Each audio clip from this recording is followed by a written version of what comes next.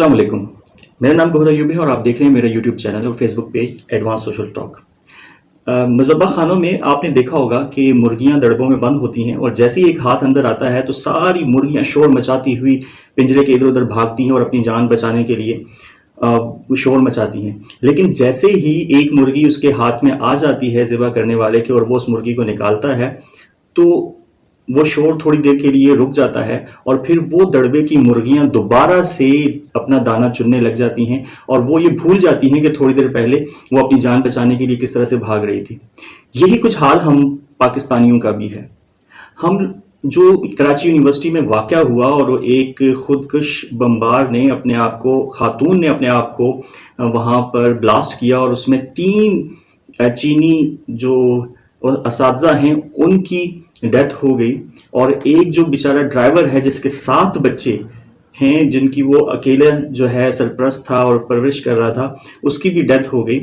तो ये हाल है हमारा कि हम जब कोई वाक़या हो जाता है उसके बाद क्या करते हैं। ये आपको मैं स्क्रीन पर कुछ तस्वीरें आपको दिखा रहा हूँ। ये आज कराची यूनिवर्सिटी के सामने की तस्वीरें हैं जहाँ पर स्टूडेंट्स की इस तरह से चेकिंग हो रही है और बहुत खुशी हुई कि बहुत अच्छा काम हो रहा है। लेकिन ये काम अगर हर वक्त हो, शुरू से कर लिया जाए और हमेशा से इसी तरह से चाको चौबंद रहा जाए तो फिर इस तरह के हमला आवरों को इतनी ज़्यादा हिम्मत ना मिले।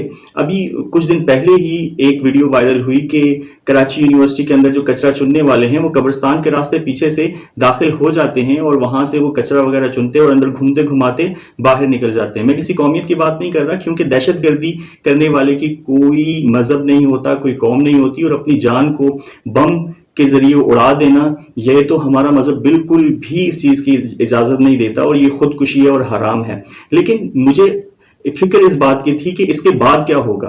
कराची यूनिवर्सिटी के गेट के ऊपर ये रश देखकर बच्चियों का कार्ड जिस तरह से चेक हो रहा है, बच्चों का हर तरह से, और इतनी लंबी लाइन लगी हुई थी कि जो मेरे दोस्त अहबाब हैं जिन्होंने मुझे ये तस्वीरें कुछ भेजी और मैंने कराची यूनिवर्सिटी की जो वेबसाइट पेज है वहां से भी मैंने ये उठाई, तो आप देख सकते हैं कि किस तरह से चेकिंग हो रही है। लेकिन मैं आपको अपना ज़ाती तौर पर बताता हूं क्योंकि मैं कराची यूनिवर्सिटी का स्टूडेंट रहा हूं, मैंने वहां से ग्रेजुएशन की है। तो वहां पर सिक्योरिटी का ये हाल है भाई कि एक बच्चे की जगह दूसरा बच्चा बैठकर पेपर दे आता है और इंतजामिया को पता नहीं चलता, रेंजर्स को पता नहीं चलता। मैं अपने आंखों से ये सारा मामला देख चुका हूं।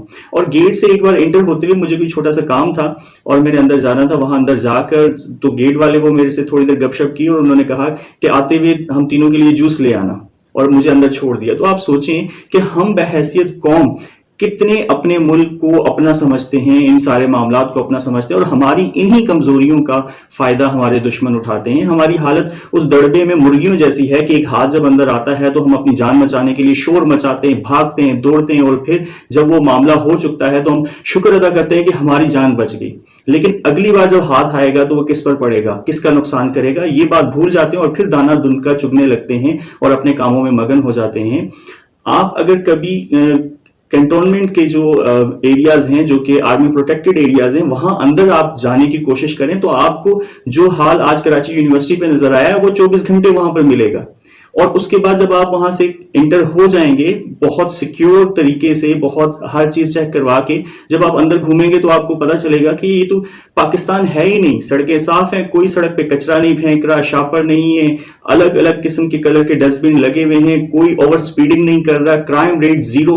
तो हम अगर अपने छोटे छोटे एरियाज को इतना प्रोटेक्टिव बना सकते हैं तो हम पूरे कराची को, पूरे पाकिस्तान को इतना प्रोटेक्टिव क्यों नहीं बना सकते कि जो यहां पर मेजर्स लिए जाते हैं क्योंकि यहां पर बड़े कीमती लोग रहते हैं इसलिए, और बाकी जगहों पर जो है ना वो बहुत गरीब और बेमानी किस्म के लोग रहते हैं। तो भाई जब तक आप एक पूरा एक्शन प्लान नहीं बनाएंगे सिक्योरिटी का और उसके ऊपर हर बंदा ईमानदारी से उसके ऊपर अमल नहीं करेगा और ताउन नहीं करेगा, सबसे बड़ी चीज है, क्योंकि ताउन ना करने की वजह से ये सिक्योरिटी लैप्स होते हैं। जब हम किसी गेट के ऊपर जाते हैं और वहां पर जो बेचारा चौकीदार खड़ा होता है तो हम उसे तड़ी लगाकर जो है अपने किसी रिश्तेदार का और अपने किसी बड़े का नाम लेकर हम अंदर चले जाते हैं और फिर उसको हम बाजू का गालियां भी देते हैं, उसकी इंसल्ट भी करते हैं। वो तो हमारी सिक्योरिटी के लिए है। तो हम अपनी तरबियत क्यों नहीं करते, अपना बिहेवियर ठीक क्यों नहीं करते? हम क्यों जो है ना वाकया हो जाने के बाद, सांप के गुजर जाने के बाद लकीरों को पीटते रहते हैं? हम बाहर के ममालिक में जाकर तो सारी उनकी बातें मान लेते हैं। एयरपोर्ट पर आप जाएं باہر کے ممالک کے ایئرپورٹ پر آپ جائیں تو وہاں پر وہ آپ کے کپڑے تک اتروا لیتے ہیں، وہ ہر وقت اپنے آپ کو حالت جنگ میں سمجھ رہے ہوتے ہیں. تو وہاں پر اس طرح کے واقعات نہ ہونے کے برابر ہیں، بہت کم ہیں. ختم نہیں ہو سکتے میں مانتا ہوں، لیکن ہمارے ایئرپورٹ پر جب کچھ ہوتا ہے تو تھوڑی کچھ دن سختی ہوتی ہے، اور اس کے بعد وہی سارا جو ہے خواب غفلت میں سارے سوئے ہوئے ہوتے ہیں، اور آپ کو ایسا لگتا ہے کہ یہاں تو کوئی کچھ بھی کر کے چلا جائے. میرے رشتے دار یو کے سے آئے، وہ پورا کراچی گھومے، اور اس کے بعد ہم لوگ بلوچستان تک گئے تو ہمیں کہیں پر ایک جگہ بھی کسی نے روک کر ہم سے آئی ڈی کارڈ یا کچھ چیک نہیں کیا، اور وہ کہنے لگے کہ بھائی یہاں پر تو کوئی کسی کو چیک ہی نہیں کرتا، یہاں پر تو کسی کو پرواہ ہی نہیں ہے کہ کون آ رہا ہے کون جا رہا ہے، ایسے لگتا ہے کہ یہ ملک لاوارث ہے. تو اور دوسری بات یہ کہ میں بلوچ قوم کو بہت قریب سے جانتا ہوں.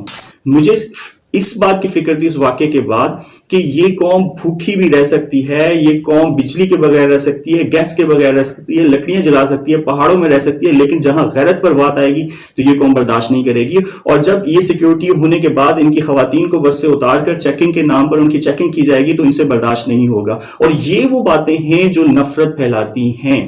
ایک اپنی قوم کے اندر رہتے ہوئے، آپ اپنے ملک کے اندر رہتے ہوئے جب آپ بیرونی انویسٹمنٹ کی وجہ سے ان لوگوں کو پروٹیکٹ کرتے ہیں، ان لوگوں کو زیادہ سیکیورٹی دیتے ہیں اور اپنے لوگوں کو نظر انداز کرتے ہیں تو نفرتیں بڑھتی ہیں، اور یہ نفرتیں پھر اس طرح کے ناخوشگوار واقعات کی طرف لے کر جاتی ہیں. تو آئی ہوپ کہ میری بات آپ کو سمجھ میں آئے گی، اور اس طرح کے سوشل ایشوز پر میں نہ چاہوں یا چاہوں مجھے بات کرنی پڑتی ہے. میں کیونکہ یہ میرا ملک ہے، میرے لوگ ہیں، مجھے اس سے محبت ہے. جہاں کہیں میں ایسی کوئی چیز دیکھوں گا تو میں بات کی بغیر نہیں رہ سکتا. اپنے گوہر یوب کو آج تک کے لیے اجازت دیجیے. اللہ پاک سے دعا ہے کہ آپ جہاں کہیں رہیں صحت اور ایمان کی بہترین حالت میں رہیں اور خلق خدا کے لیے آسانیاں مہیا کرتے رہیں. اللہ حافظ.